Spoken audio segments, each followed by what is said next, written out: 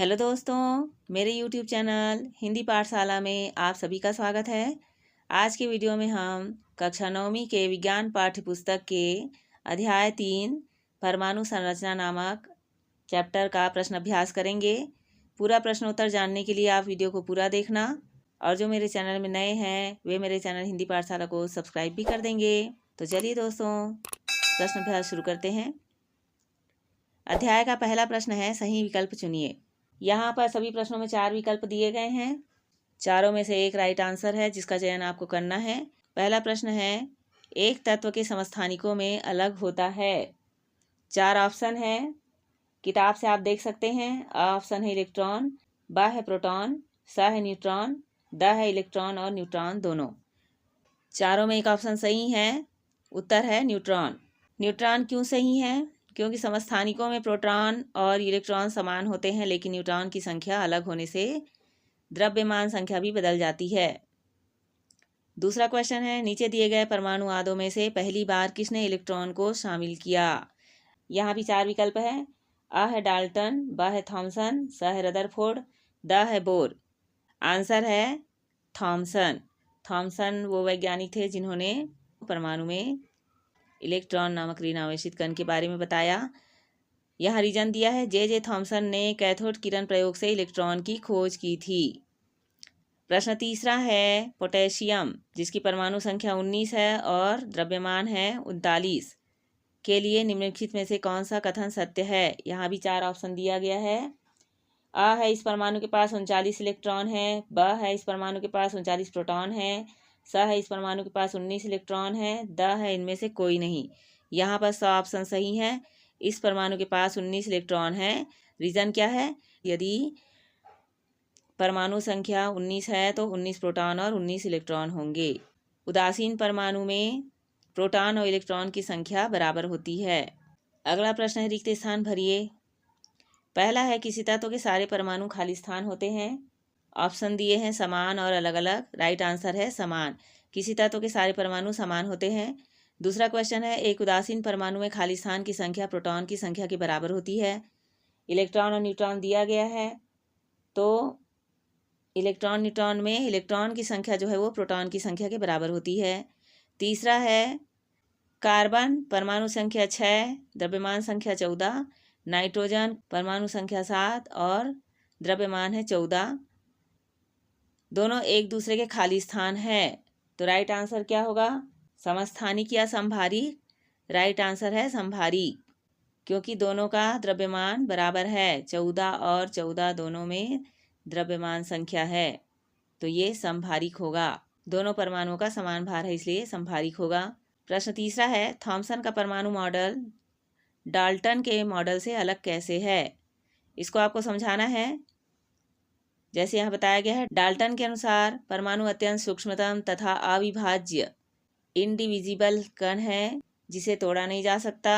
Thompson के अनुसार परमाणु अविभाज्य नहीं है, इसमें अपरमाणु कण इलेक्ट्रॉन और धनावेश प्रोटॉन पाए जाते हैं। थॉमसन ने इसे धनावेशित गोला माना जिसमें इलेक्ट्रॉन धसे होते हैं। अगला क्वेश्चन है, ऑक्सीजन जिसका परमाणु संख्या 8 है और 16 द्रव्यमान है। नाइट्रोजन जिसकी परमाणु संख्या 7 है और 16 द्रव्यमान संख्या है, एक दूसरे के संभारिक है। उदाहरण द्वारा समझाइए। तो यहाँ पर आपको समझाना है।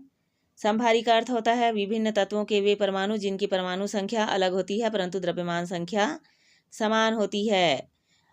ऑक्सीजन का परमाणु संख्या क्या है? 8 है। नाइट्रोजन की परमाणु संख्या 7 है, लेकिन दोनों का द्रव्यमान संख्या जो है वो 16 है। ये संभारिक है। किस प्रकार से संभारिक है इसे आपको समझाना है। जैसे यहाँ समझाया गया है, ऑक्सीजन में परमाणु संख्या 8 है और एटॉमिक मास क्या है? 16 है, द्रव्यमान 16 है। नाइट्रोजन का परमाणु संख्या क्या है? 7 है और एटॉमिक मास अर्थात द्रव्यमान संख्या 16 है। दोनों की परमाणु संख्या 8 और 7 भिन्न भिन्न है, लेकिन द्रव्यमान संख्या 16 समान है, अतः ये संभारिक है। द्रव्यमान संख्या अर्थात परमाणु का भार दोनों क्या है? दोनों में नाइट्रोजन ऑक्सीजन दोनों में समान है, इसलिए वो संभारिक कहलाएंगे। अगला क्वेश्चन है, ब्रोमीन 79 और ब्रोमीन 81 प्रकृति में क्रमशः 50.69% और 49.31% पाए जाते हैं। ब्रोमीन का औसत परमाणु भार क्या होगा?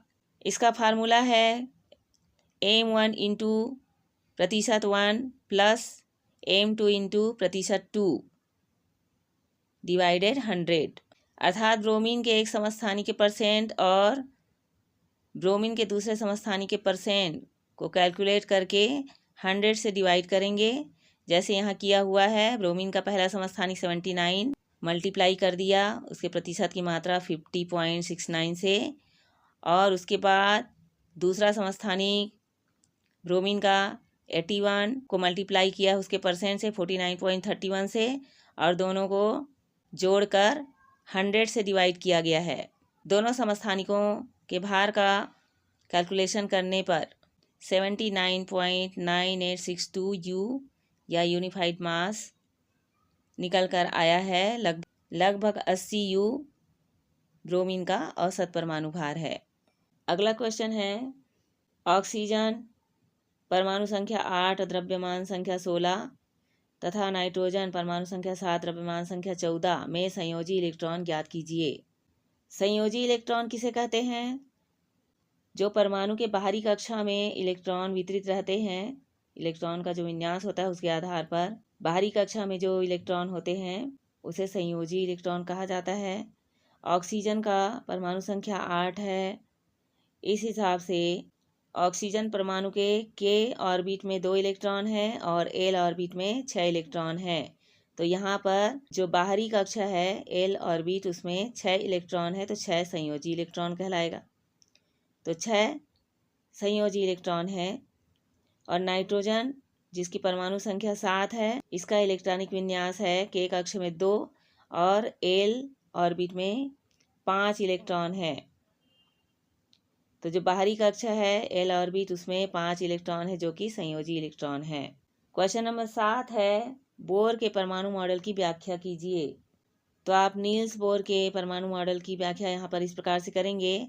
फर्स्ट पॉइंट है, इलेक्ट्रॉन नाभिक के चारों ओर केवल कुछ विशेष निश्चित कक्षाओं में ही चक्कर लगाते हैं। सेकेंड पॉइंट है, इन कक्षाओं में चक्कर लगाते समय इलेक्ट्रॉन ऊर्जा का उत्सर्जन या विकिरण नहीं करते। तीसरा पॉइंट है, कक्षाओं को KLMN या n बराबर 1 2 3 4 से दर्शाया गया है। चौथा पॉइंट है, किसी भी कक्षा में अधिकतम इलेक्ट्रॉन बराबर 2n², जैसे कि परमाणु के K कक्ष में 2 इलेक्ट्रॉन है, L कक्ष में 8 इलेक्ट्रॉन है और M कक्ष जो बाहरी कक्ष है उसमें 18 इलेक्ट्रॉन है। यहाँ पर K कक्ष में इलेक्ट्रॉन की संख्या 2n², n है वो कक्ष है, n बराबर 1 है, तो 2 मल्टीपल 1 करेंगे तो आंसर होगा 2 एकम 2। K कक्ष में 2 इलेक्ट्रॉन होंगे। और यहीं पर L कक्ष के लिए 2n² के फार्मूले में 2 × 2² होगा, जिसका आंसर 8 होगा। 2 × 2² बराबर 8 हो जाएगा L कक्ष में, और M कक्ष में 2 × 3² बराबर 18 हो जाएगा। तो M कक्ष में 18 इलेक्ट्रॉन होंगे। इस प्रकार से नील्स बोर ने परमाणु मॉडल की व्याख्या की। क्वेश्चन नंबर 8 है, प्रकृति में ऑक्सीजन 16 के अतिरिक्त ऑक्सीजन 17 व ऑक्सीजन 18 भी पाए जाते हैं। ये परमाणु एक दूसरे के समस्थानिक है या समभारिक है, समझाइए। तो इसे आप इस प्रकार से समझा सकते हैं। यहाँ पर ऑक्सीजन के 3 समस्थानिक, ऑक्सीजन 16, ऑक्सीजन 17 और ऑक्सीजन 18, ये तीनों आपस में क्या है? समस्थानिक है। उत्तर इस प्रकार से आप समझा सकते हैं।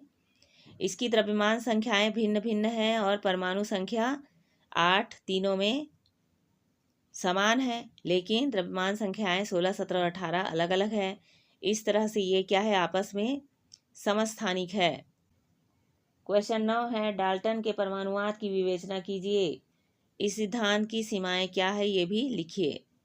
उत्तर है, डाल्टन के परमाणुवाद के अनुसार पहला पॉइंट, सभी पदार्थ परमाणुओं से बने हैं। दूसरा बिंदु है, परमाणु अविभाज्य कण है जो न तो बनते हैं न नष्ट होते हैं। तीसरा बिंदु है, एक तत्व के सभी परमाणु समान होते हैं। लेकिन डाल्टन के परमाणुवाद की कुछ सीमाएं भी है, कुछ कमियां भी है। उन कमियों को यहाँ बताया गया है। पहला पॉइंट है, परमाणु अविभाज्य नहीं है।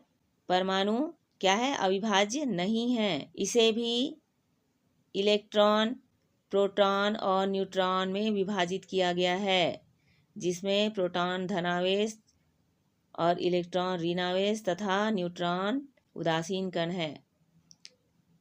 दूसरा पॉइंट है, यह समस्थानिकों और समभारिकों की व्याख्या नहीं कर सका। अगला क्वेश्चन है, रदरफोर्ड का अल्फा कण प्रकीर्णन प्रयोग क्या था? इस आधार पर उन्होंने परमाणु संरचना के संबंध में क्या निष्कर्ष निकाले? यहाँ पर रदरफोर्ड का अल्फा कण प्रकीर्णन का प्रयोग आपको बताना है और उसका निष्कर्ष क्या निकला। तो ये प्रयोग है, सोने की पतली झिल्ली 100 नैनोमीटर का उन्होंने लिया और उस झिल्ली पर धनावेशित अल्फा कणों की बौछार की।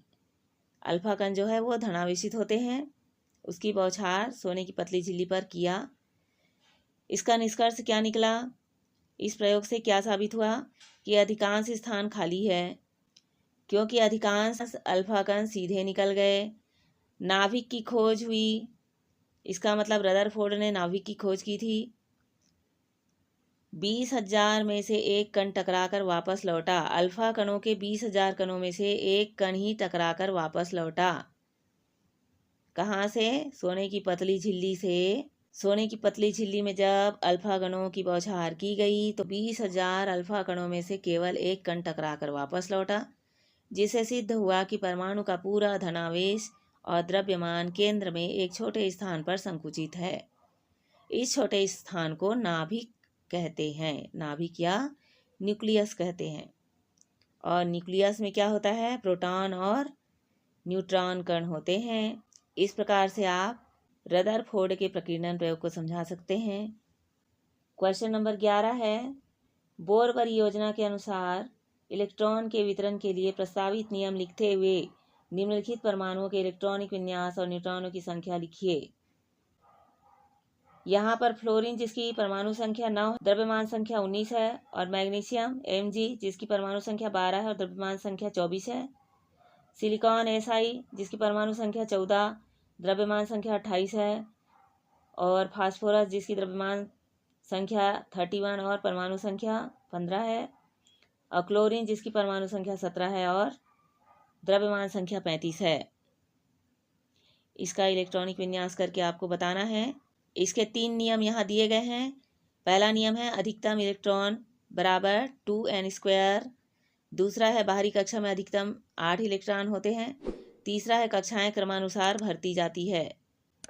यहाँ पर Z है परमाणु संख्या, परमाणु संख्या को Z से सूचित किया गया है, और द्रव्यमान की जो संख्या है उसे A से सूचित किया गया है। A है एटॉमिक मास, और न्यूट्रॉन की संख्या निकलती है A-Z से, अर्थात द्रव्यमान संख्या से परमाणु संख्या को माइनस करेंगे तब न्यूट्रॉन प्राप्त होगा। इसके आधार पर इलेक्ट्रॉनिक विन्यास होगा। फ्लोरीन नामक परमाणु की परमाणु संख्या 9 है और द्रव्यमान संख्या 19 है। यहाँ पर सारणी आप इस प्रकार से बनाएंगे, परमाणु संख्या अर्थात Z 9, एटॉमिक मास 19, अब द्रव्यमान संख्या माइनस परमाणु संख्या करेंगे, अर्थात 19 माइनस 9 करने पर 10 न्यूट्रॉन प्राप्त हो जाएगा। इसमें 9 क्या है? प्रोटॉन है और 10 न्यूट्रॉन है। इसका इलेक्ट्रॉनिक विन्यास होगा कि फ्लोरीन के K कक्षा में 2 इलेक्ट्रॉन और L कक्षा में 7 इलेक्ट्रॉन है। इसी प्रकार मैग्नीशियम की परमाणु संख्या 12 है और द्रव्यमान संख्या है 24। तो यहाँ पर Z है 12 और एटॉमिक मास 24। न्यूट्रॉन होगा 24 माइनस 12 न्यूट्रॉन होगा, जिसमें से 12 क्या है? प्रोटॉन की संख्या है। इसके आधार पर इलेक्ट्रॉन विन्यास होगा, मैग्नीशियम के K कक्षा में 2, L कक्षा में 8 और M कक्षा में 2 इलेक्ट्रॉन होंगे। सिलिकॉन की परमाणु संख्या 14 या द्रव्यमान संख्या 28 है। तो यहाँ पर सारणी में Z14 A28 न्यूट्रॉन होगी, 28 माइनस 14 बराबर 14 न्यूट्रॉन कण है, और इलेक्ट्रॉनिक विन्यास होगा सिलिकॉन परमाणु के K कक्षा में 2 इलेक्ट्रॉन, L कक्षा में 8 और L कक्षा में 4 इलेक्ट्रॉन होंगे। इसी प्रकार फास्फोरस की परमाणु संख्या 15 है और द्रव्यमान संख्या 31। Z15 A31, 31 माइनस A करेंगे तो न्यूट्रॉन 16 निकल कर आएगा और इसका इलेक्ट्रॉनिक विन्यास है K कक्ष में 2, L कक्ष में 8 और M कक्ष में 5 इलेक्ट्रॉन। क्लोरीन की परमाणु संख्या 17 है और द्रव्यमान संख्या 35 है। Z17 A35, 35 माइनस 17 करेंगे तो न्यूट्रॉन संख्या होगी 18। 17 प्रोटॉन के आधार पर इलेक्ट्रॉनिक विन्यास क्लोरीन के K कक्ष में 2 और क्लोरीन के L कक्ष में 8 और M कक्ष में 7 इलेक्ट्रॉन होंगे। इस प्रकार से आप भी इलेक्ट्रॉनिक विन्यास करके बताएंगे। तो इस प्रकार से दोस्तों मैं उम्मीद करती हूँ कि इस अध्याय के सभी प्रश्नोत्तर आपको अच्छी तरह से समझ में आ गया होगा। दोस्तों अगर ये वीडियो अच्छी लगी हो तो अपने दोस्तों के साथ ज़रूर शेयर कीजिए, लाइक कीजिए और मेरे चैनल को भी सब्सक्राइब कर दीजिए। हम अगले अध्याय में फिर मिलेंगे दोस्तों। Thank you.